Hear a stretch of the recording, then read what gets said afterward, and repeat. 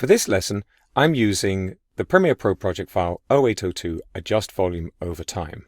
You'll find that project file with the media associated with this lesson. Double-click on it to open it in Premiere Pro. It's likely you'll want to change the volume of music when there is voiceover or important events taking place on screen.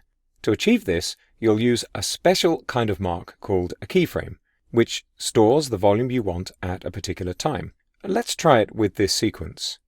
On the timeline, I'm going to move the divide between the video and audio tracks so we can see this music clip a little more clearly.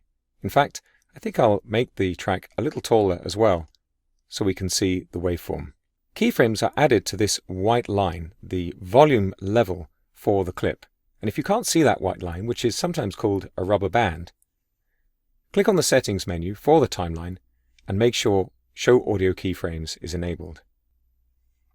Right now, I can see there's already been an audio adjustment. This white line is below the halfway mark on the clip. So overall, it's a little quieter.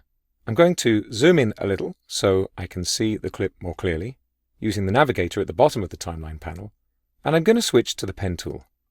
With the pen tool selected, I'm going to add a couple of keyframes at the beginning and end of each of those voiceover clips.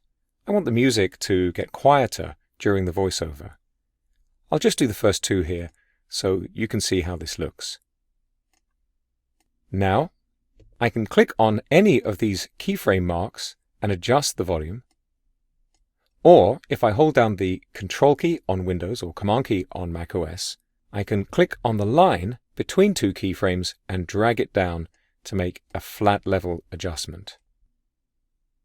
A keyframe is a mark on a frame. It's not the frame itself, even though the name is keyframe. The word is taken from the world of animation, where animators would specify the details of specific frames and allow assistant animators to fill in the gaps. And that filling in of the gaps is important.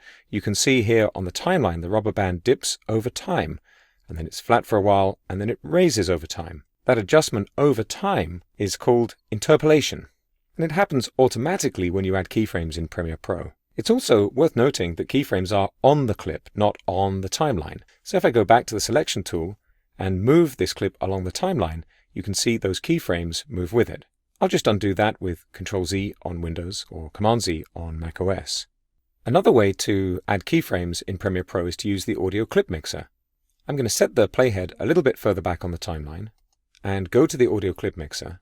And as I'm working on my audio 4 track, I'm going to turn on this option on the audio clip mixer, write keyframes for that audio 4 track. Now, while I play back the timeline, if I make adjustments using this fader control, keyframes will be added automatically.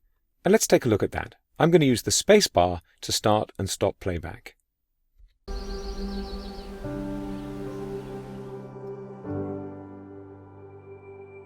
This is my story of returning home.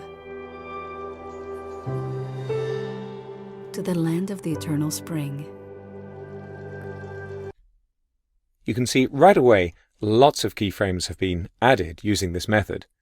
I'll zoom in a little more using the navigator so we can see them more clearly.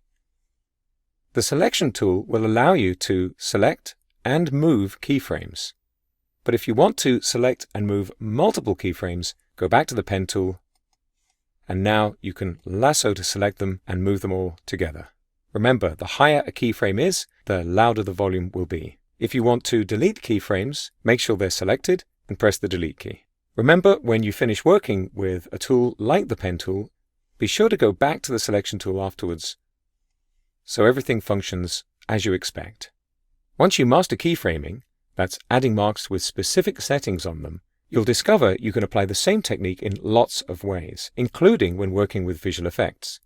It's a powerful but simple way to take your creative work to the next level.